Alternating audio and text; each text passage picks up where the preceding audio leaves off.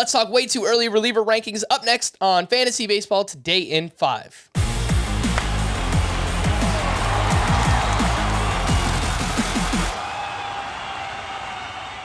Welcome into FBT in 5. Today is Tuesday, December 20th. I am Frank Sanford, joined by Scott White. Happy holidays to everybody out there listening. And we'll start with, we'll go with the top 4, Scott. We'll go in groups of 4 here.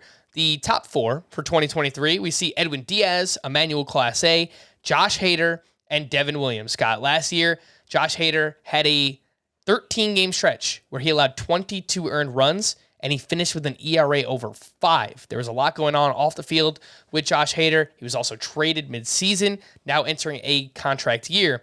What do you think about Josh Hader's chances of bouncing back? And what about the person who will be filling in for him in Milwaukee, Devin Williams? How do you feel about those two?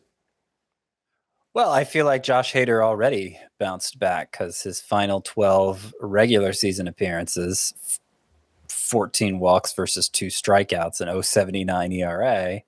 And then in the postseason, he continued to dominate.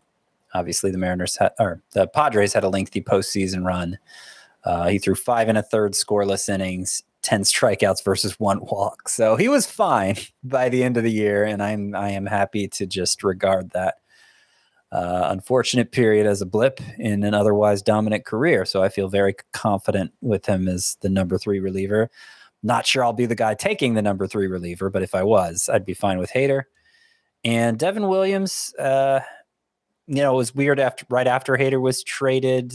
There were some strange circumstances that kept getting his debut as the Brewers closer delayed, and the other lesser relievers were getting save chances, and we're like, what's going on? But by the end, Devin Williams was clearly the closer for the Brewers, and he's been so dominant since breaking into the league, really, that I expect that to continue, and that's why he's top 4 here.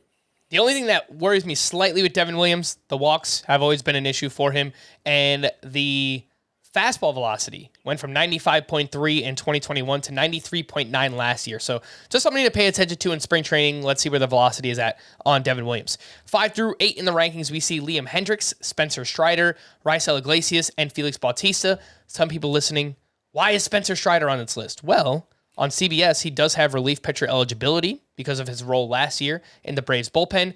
So if you play in a points league, this is great value as a SPARP, a starting pitcher with relief pitcher eligibility. The other names on this list here, Scott, Liam Hendriks, we've already kind of heard some whispers about trade rumors here in the offseason. We'll see what happens with that. Raisel Iglesias should step in as the closer for the Braves now that Kenley Jansen signed with the Red Sox. And Felix Bautista was awesome down the stretch as the Orioles closer after they traded Jorge Lopez. It sounds like you have a ton of faith in each of those names, Hendriks, Iglesias, and Felix Bautista. Yes, I do. And I'll mention Strider. He is so valuable in points leagues that he maybe should just be the first reliever drafted in that format ahead of even Edwin Diaz. But I have him, Strider, slotted here between what I think are the 5 safest, most dominant closers, Diaz through Hendriks. And then right after Strider, ones I feel more or less as good about as that top 5. Like, this is the group I'm more likely to draft my top reliever from: Raisel Iglesias, Felix Bautista, and then a couple after him who we're going to mention. But yeah, I mean, we've seen Iglesias be a lockdown closer for long enough. Obviously, that's not the role he's served down the stretch for the Braves, but with Kenley Jansen gone, there's no doubt that's the role he's going to be filling for them now. And Felix Bautista, I mean, he really embraced that role after the Orioles traded Jorge Lopez, had his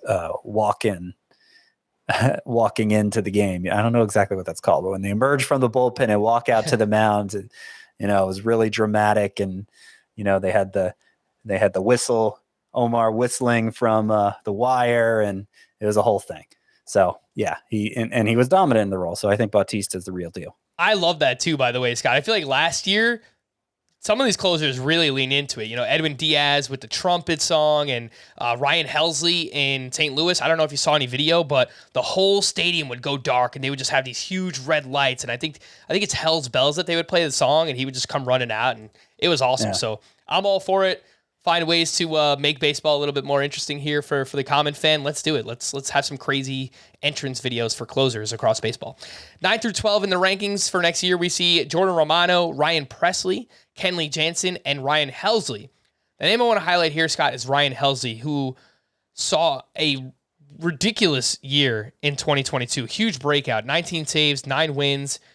Saw a big uptick in his fastball velocity, saw his control dramatically improve as well. How much are you buying these improvements, and do you trust the Cardinals to use Helsley as their main closer moving forward?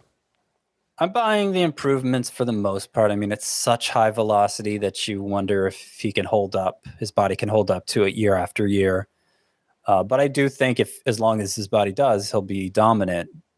But will he get 90% share of the Cardinal saves? I kind of doubt that. I think he can get 2/3, maybe 3/4, but with Giovanni Gallegos there's going to be some competition. And that's why the cutoff for me, relievers I'd feel okay is my number one.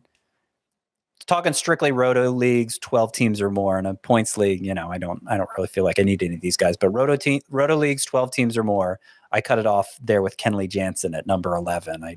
That's the last one. That's the cutoff for who I hope to get. Ryan Helsley's outside of that, since I don't think he'll get as big of a save share for his team. All right. Well, for more extensive fantasy baseball coverage, listen to the Fantasy Baseball Today podcast on Spotify, Apple Podcasts, Stitcher, your smart speakers, or anywhere else podcasts are found. Thanks for listening to Fantasy Baseball Today in 5. We'll be back again on Thursday morning. Bye-bye.